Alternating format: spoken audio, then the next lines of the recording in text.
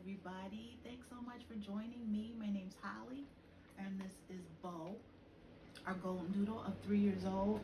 You're wondering what I'm feeding him, and I'm feeding him almonds because he loves them, and you guys love him. So this is a way for me to get him in here to see you. So this is Bo. Right now he's really slobbering. I don't think my daughter is videotaping us, so I think don't show him all that slobbering. That's not good. But he's eating these almonds. He's really going at it. Okay. So thanks so much for joining me and Bo. My name is Holly, and I am here to help you identify your purpose and live it.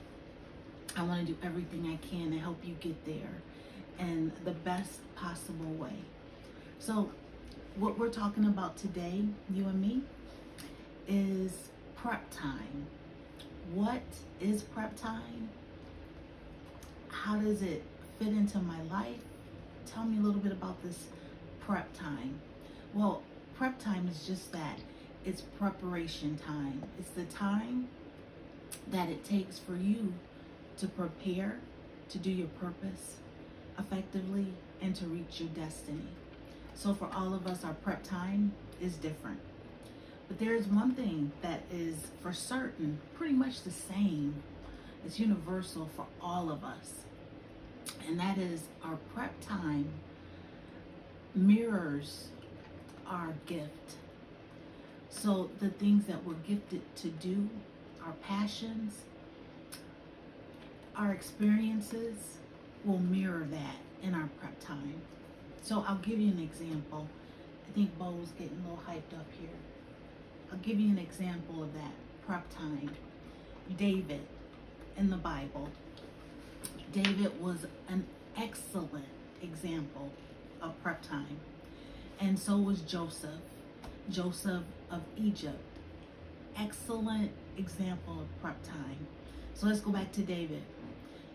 David grew up a shepherd boy, helping with the sheep at his parents' home. He was the one that would take the sheep out, let them go to pasture, bring them back in.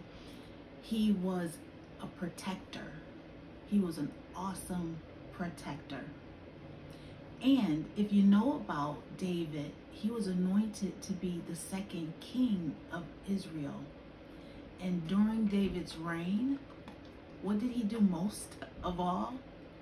He fought. He was a fighter. Israel was always in a fight. And David, most of the time, he won. He protected Israel. He was Israel's number one protector below God, because God allowed all that to happen successfully, all those wars that David was in. So when he was a young boy, he was anointed to be second king of Israel. But David's gifting was to be a protector and to be a warrior king. He was an awesome protector. So when you think back on everything that he went through, this is the same David that killed Goliath. Awesome protector. This is the same David that killed a lion and a bear that tried to attack his sheep as a young boy. He killed a lion and a bear. That's awesome gift of protection. He was just an awesome warrior and a great king. So his prep time, all of those experiences he had with protecting the sheep, protecting Israel, even with Goliath, he was in a prep time of learning to be a protector, because that was his purpose for Israel, and that was his destiny. He also was a fugitive. He ran for his life because the current king was so jealous of him that he wanted him dead. So he had to run. But as he was running, he was a leader, so people followed him. And as they followed him, he protected them. Again, even when he was on the run, he protected people. He was always in that mode of fight, warrior king, protection. That was his gift. So when you look back on that preparation time, the things that pop up to you are the things that were inside of him already, but he was perfecting them. So his gifting of protection, fighting, being a warrior, that was all part of his prep time. He mastered it during his prep time. So when it came time for him to be king of Israel, the second king of Israel, it was not a hard thing for him to just jump right into it, grab his sword, and go to war. He'd been doing it since he was a young boy. So he perfected it during that prep time.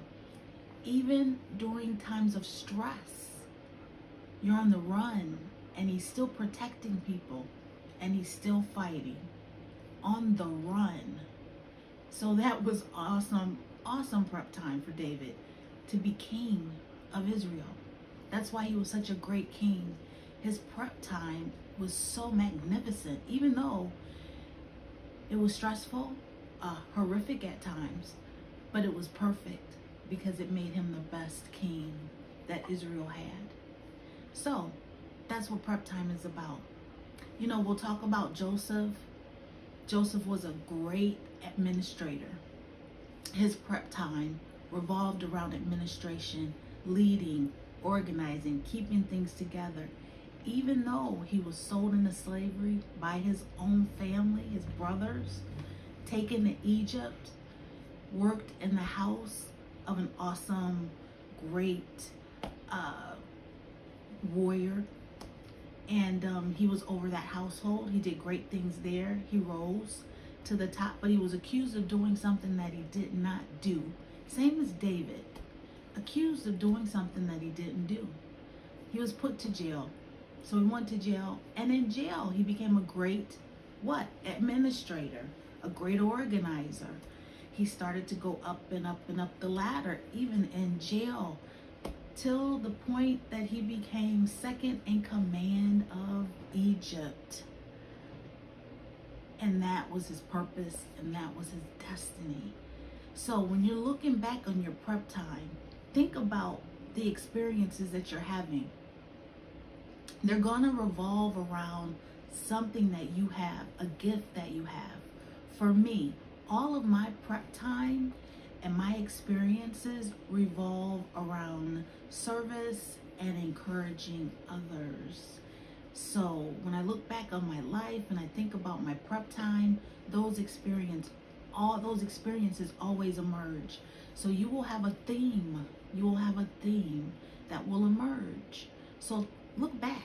If you're still not quite sure what your purpose is, look back on all your experiences, write them down, and find that theme. Find that one thing that's always popping up in your prep time. What are you always doing? What are your successes in, and what are your failures in? Find those things that have a theme that match, sort of.